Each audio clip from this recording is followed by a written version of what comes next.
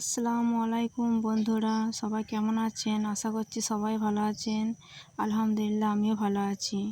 Sabina simple কিচেনের তরফ থেকে সবাইকে জানাই অনেক অনেক ভালোবাসা। আজ আবার একটি নতুন রেসিপি নিয়ে চলে এসেছি। রেসিপিটি স্কিপ না করে পুরো দেখার অনুরোধ রইল। এখানে উনুন জ্বালিয়ে নিয়েছি আমি, হাঁড়ি গরম হয়ে গেছে। এখানে আমি তেল দিয়ে দিয়েছি, দিয়ে এখানে ফোড়নে দিয়ে দিয়েছি তেজপাতা, গোটা গরম মশলা আর পেঁয়াজ। দিয়ে আমি এখানে এটাকে ভালো করে নাড়াচাড়া করে হালকা ব্রাউন কালার করে নেব। আপনারা দেখতে পাচ্ছেন, এখানেই স্কিপ না করে পুরোটাই দেখবেন আপনারা।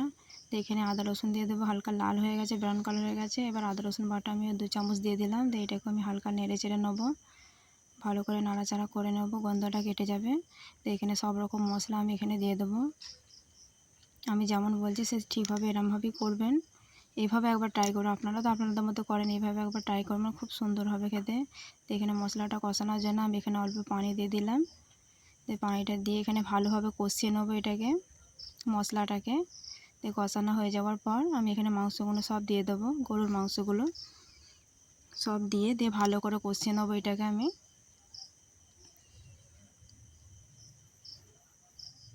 আপনারা একবার এইভাবে ট্রাই করবেন, খুব ভালো হবে এভাবে করলে। এখানে আমি সব রকমই মশলা দিয়েছিলাম, অল্প পরিমাণ কাশ্মীরি লঙ্কা গুঁড়ো দিয়েছিলাম। আর এবার দিয়ে দেবো, এবার লবণ দিয়ে দেবো অল্প পরিমাণ। তো লবণটা দিয়ে ভালোভাবে কষিয়ে নেবো আমি এখানে, অল্প অল্প করে কষিয়ে নিতে হবে।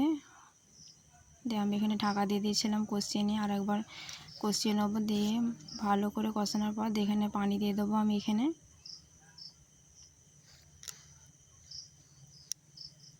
একবার ঢাকনা খুলবো আর একবার করে কষিয়ে নেবো। এখানে আমি আলু ভেজে নিয়েছিলাম আগে থেকেই, ভাজা আলুটা আমি অ্যাড করে দিলাম এর সাথে।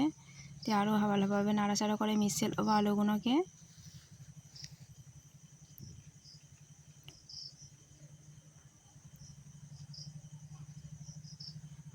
আলু মাংস ভালোভাবে মেশানো হয়ে গেছে, ভালোভাবে কষিয়ে নেবো এভাবে।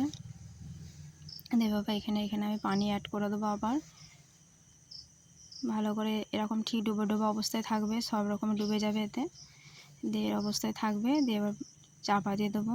দিয়ে একবার করে ঢাকনা খুলে একবার করে নাড়াচাড়া করে দেবো 10 মিনিট পর পর। বেশি জোরও আঁচ দেবো না, কম আঁচ দেবো না, মিডিয়াম আঁচে থাকবে এটা। এই দেখুন হয়ে গেছে, খুব সুন্দরভাবে হয়েছে, খুব ভালো হয়েছে, আর কিচ্ছু এতে লাগবে না আর।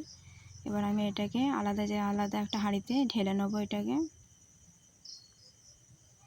একবার এভাবে ট্রাই করবেন, খুব ভালো হবে। সবাই ভালো থাকবেন, সুস্থ থাকবেন। আসসালামু আলাইকুম।